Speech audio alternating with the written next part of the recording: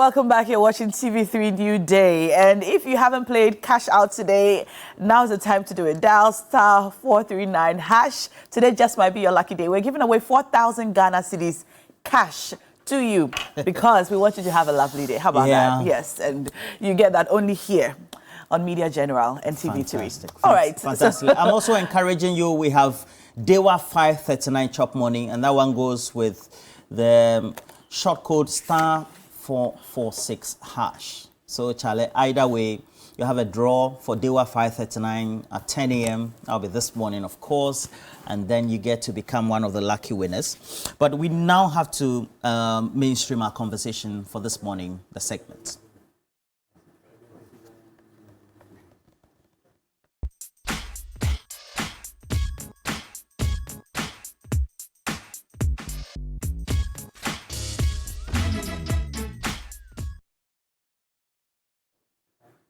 So we have to look at the state of the TEMA Motorway. It's been trending on X, as we like now calling Twitter. So please, no more Twitter, X. But the motorway, the estate, and the promises that have been given by government over the years, but particularly over the last 7 years, about how we were going to have a rehabilitation or reconstruction of the Accra-TEMA Motorway, as it is called, is now a death trap. And this has been trending over the last week. But because nothing has been done about it, we have to make sure that we just keep emphasizing on why it is important to not only share your experiences, but also take a look at the state of that road and also other important roads adjoining your community. Well, I have this one from Tommy Annan Forsen, who says, I used the motorway, or I applied the motorway 2 days ago, and trust me, it's a death trap. How many times have we not seen gory or fatal accidents, and yet nothing is being done about it? It's been neglected for far too long.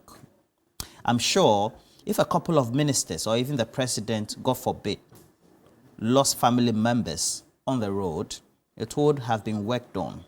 It's so sad. Yeah. We got into that point of prayers. We have a first call on the line. We do yes, already. we do. Your favorite caller actually is on the line. Mejina has called in. Mejina. Hello, good morning, Mejina. Hello, good morning. How are you? I'm great, and you? I'm fantastic. Thank you so much for calling in. We're happy to have you. What are your thoughts on the state of the Accra-TEMA Motorway now as it is? My dear sister, I think that it is not only the TEMA Motorway that is having this problem, but rather a nationwide. But when you go into the budget statement, various budget statement of this government, you could see the amount of money that we always allocate to the road sector. But we don't see what they are using these monies for. Oh, wow. It's like we have the resource there, but the leaders, Nanado government, is not focusing on the right thing. So they have been using our resources anyhow because they are not struggling to get it. And Ghanaians, we are hypocrites in the first class. Because if we really care about our resources, we wouldn't sit down looking unconcerned. Look at the toll booth. My dear sister, if you go to elsewhere, they measure the amount of weight that a car will pass through a road, and they will charge you. Okay. Is this the case in Ghana? But have you used the motorway recently? You haven't. I'm in Sunyane.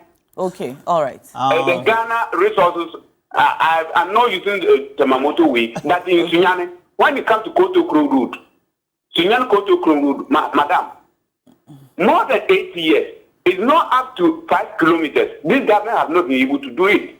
Okay. You said Sunyane what? Sunyane Koto Krom Techman Road. Sunyane Koto Krom Techman Road.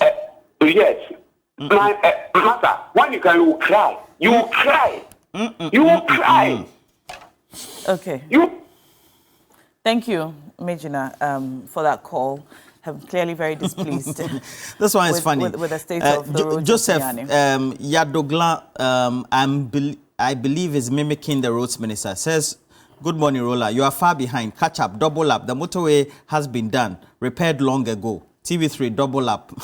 I understand where you're coming from. There was one time and there were complaints about roads, and the roads minister was on the road saying. So the phone lines are open. And you know the motorway is 18 or 19 kilometers on one side and then same for the other. Was first commissioned or opened for traffic in 1965. 1965? Well, we have another call on the line now. Matthew is on. Hello, Matthew. Hello? We have a caller from Kumasi on the line now. Hello? Hello, good morning. Yes, sir. What's your name?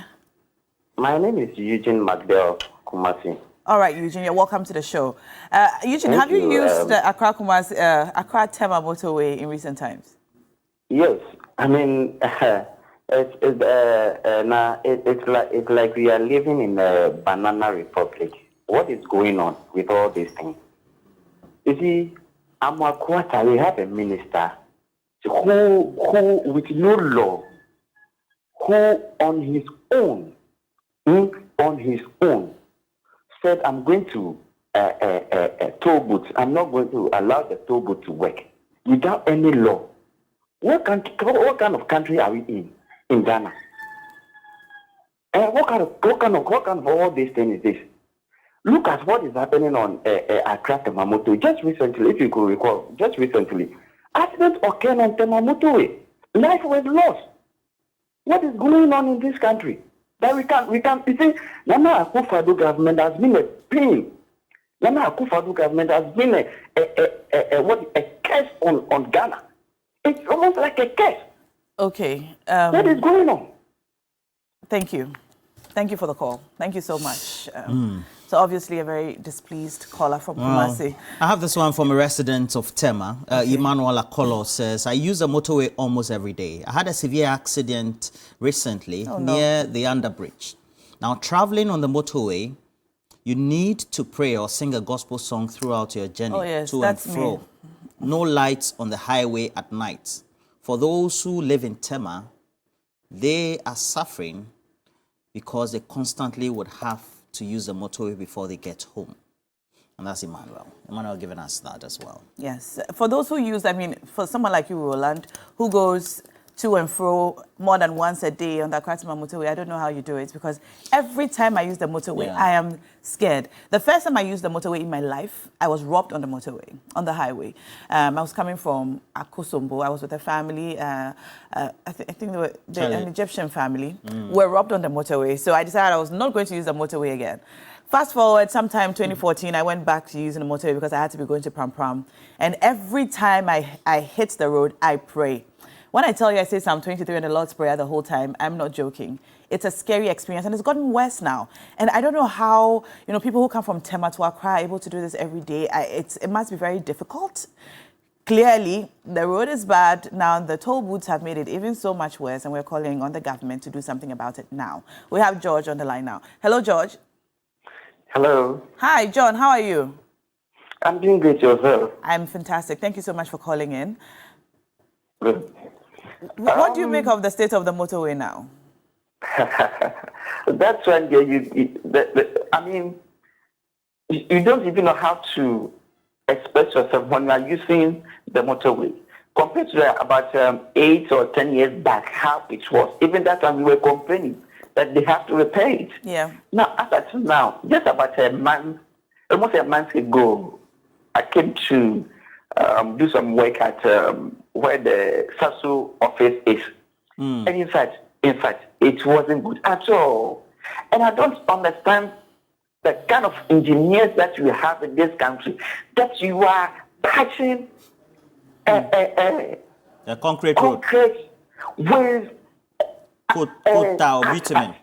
With asphalt. Concrete with quota. Doesn't make sense. No, do they think before they work, or they work before they think?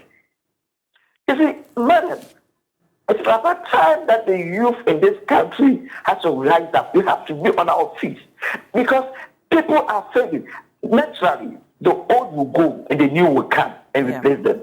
But the old in this country are spoiling the country for us. Because you look at me at my age, and sometimes my children cannot use the motorway. It's a disaster. It's a shame for Ghana. In fact, let's rest my case. Thank you, John. Thank you, John.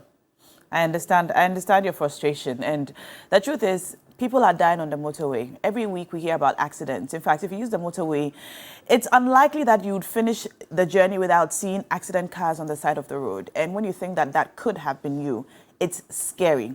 If you don't know where the potholes are, you will fall in them. If you know where the potholes are, you will fall in them anyway. And so it's like there's really no winning. Like someone said on social media, it's like navigating an obstacle course, driving the Accra-Tema motor or driving on the Accra-Tema motorway, and you think that it's supposed to be one of the best roads in the country. I don't know if we need a certain special kind of cement. Now it's supposed to be, you know.